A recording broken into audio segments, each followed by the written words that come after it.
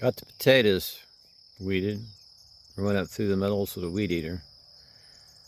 And I still got a few sedge to pull here and there. They're looking good. There's those Adirondack Blues, Kennebecs, dark red New Orleans, and then some Kennebecs over yonder.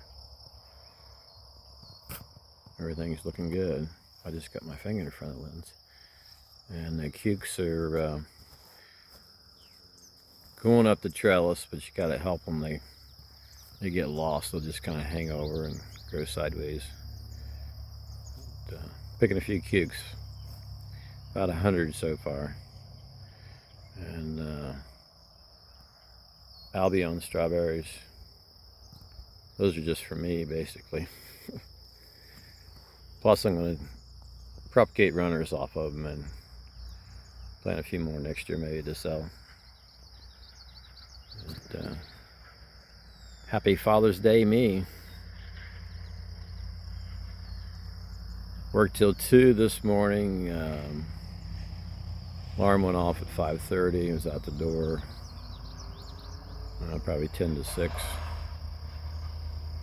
I did get an hour nap this afternoon. But, hopefully we get a little rain tonight.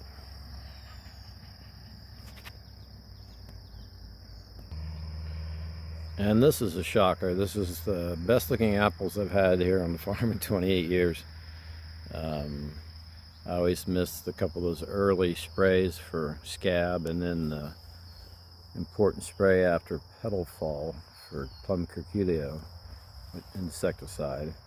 But I had a little damage this year, but these Empires are way too many apples on them. I've thinned them once. It's a heck of a job going around throwing perfectly good apples on the ground, but you don't want to get too many doubles. And like right there's 3 of them that's too close together, and when I find one that's small compared to the rest of them, off he goes. Like down here, here's one. See if you can grab him. He's a lot smaller. Get him up there than the others.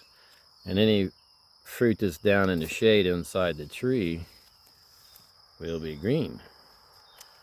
And red apples, colored apples, sell much better than green apples, unless you're looking for Granny Smiths.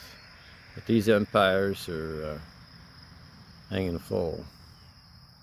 Pretty apples. I only sprayed them 3 times, so it's not me so much, it's been the weather. It's dry. Good year for apples. The watermelons are looking good. They're getting off the plastic, and this is all about timing.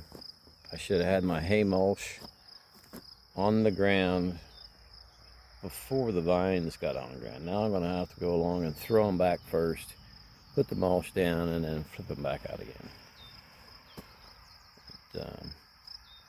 I lost a few.